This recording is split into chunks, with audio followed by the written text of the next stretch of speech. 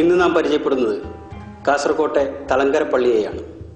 ഇത് ഹസ്രത്ത് മാലിക് ബിൻ ദീനാർ റളിയല്ലാഹു അൻഹു അന്ത്യവിശ്രമം കൊള്ളുന്നു എന്ന് വിശ്വസിക്കുന്ന ഒരു പ്രധാനപ്പെട്ട ആരാധനാലയമാണ്. ഇന്ത്യയിലെ തന്നെ 6ാമത്തെ പള്ളി എന്ന് ഇതിനെ വിശേഷിപ്പിക്കപ്പെടുന്നു. നമുക്ക് കാണാം.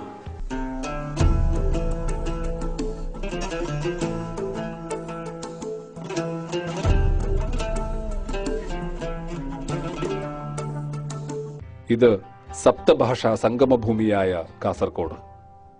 കേരള സംസ്ഥാനം പിറവികൊള്ളുന്നതിനു മുൻപ് കർണാടക സംസ്ഥാനത്തിലെ സൗത്ത് കനറയിൽ ഉൾപ്പെട്ട സ്ഥലമായിരുന്നു കാസർകോട്. മലയാളം, ഹിന്ദി, ഉറുദു, കന്നഡ, തുളു, കൊങ്കണി, ഇംഗ്ലീഷ് തുടങ്ങിയ ഭാഷകളിൽ ആശയവിനിമയം നടത്തുന്ന കേരളത്തിൽ മറ്റെങ്ങും കാണാത്ത ഒരു സമൂഹം ഇവിടെ ഉള്ളതുകൊണ്ടാണ് ഇതിന് സപ്തഭാഷാ ഭൂമിക എന്ന പണ്ഡിത സമൂഹം പേർ നൽകിയത്. കുടിൽ വ്യവസായത്തിൽ അധിഷ്ഠിതമായ മനോഹരമായ തൊപ്പികൾ തുന്നിയിരുന്ന പഴയകാല ചരിത്രവും ലോകവിപണിയിൽ ഏറെ പ്രചാരമുണ്ടായിരുന്ന ഉരുകൾ നിർമ്മിച്ചിരുന്ന ചരിത്രവും അവകാശപ്പെടാനുണ്ട് ഈ ഭൂമികയ്ക്ക്. ഇവിടെ നിന്നും 2 കിലോമീറ്റർ അകലെ കാസർകോട് റെയിൽവേ സ്റ്റേഷനിൽ നിന്ന് 1 കിലോമീറ്റർ മാറി സമുദ്രനിരപ്പിൽ നിന്ന് 35 മീറ്റർ ഉയർന്നു നിൽക്കുന്ന പ്രദേശമാണ് തളങ്കര. തുഹഫത്തുൽ മുജാഹിദീനിൽ കഞ്ചർകൂത്ത് എന്ന് വിശേഷിപ്പിക്കപ്പെട്ട മനോഹരിയായ ചന്ദ്രഗിരി പുഴയുടെ ഓരത്ത് സ്ഥിതി ചെയ്യുന്ന മുസ്ലിം ആരാധനാലയമാണ് കാസർകോട് തളങ്കര പള്ളി. പുരാതനതയുടെ പ്രൗഢഭാവം തുളുമ്പുന്ന ഈ ആരാധനാലയം പണി കഴിപ്പിച്ചത് ഹസ്രത്ത് ഹബീബ് ബിൻ മാലിക് റളിയല്ലാഹു അൻഹു ആണ്.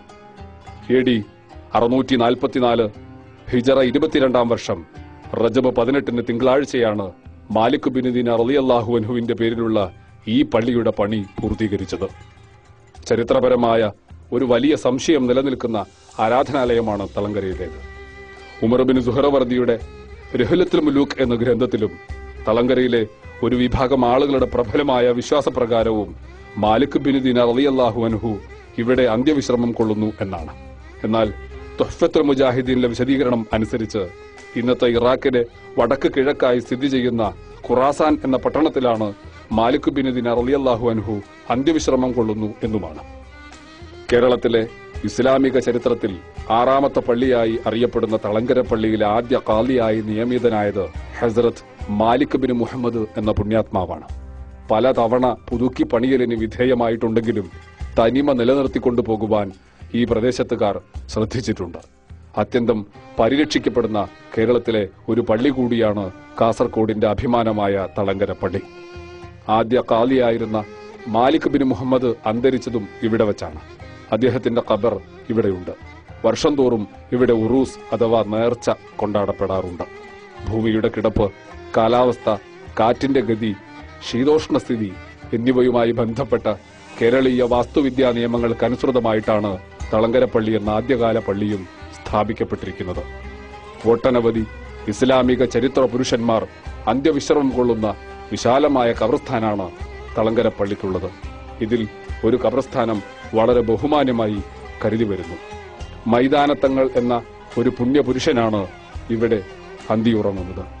മാലിക് ബിൻ ദീനാർ റളിയല്ലാഹു അൻഹുവിന്റെയും ഹബീബ് ബിൻ മാലിക് റളിയല്ലാഹു അൻഹുവിന്റെയും മാലിക് ബിൻ മുഹമ്മദ് റളിയല്ലാഹു അൻഹുവിന്റെയും മൈതാനത്തങ്ങളുടെയും ഒക്കെ പാദസ്പർശം കൊണ്ട് അനുഗ്രഹീതമായ ഉത്തര കേരളത്തിന്റെ മഹിതമായ ഈ മണ്ണ് ചരിത്ര കുതുകികൾക്കും കേരളത്തിലെ ഇസ്ലാമിക ചരിത്രത്തെ സ്നേഹിക്കുന്നവർക്കും മറക്കാനാവാത്ത നിരവധി മുഹൂർത്തങ്ങൾ സമ്മാനിക്കാൻ പോന്നതാണ്.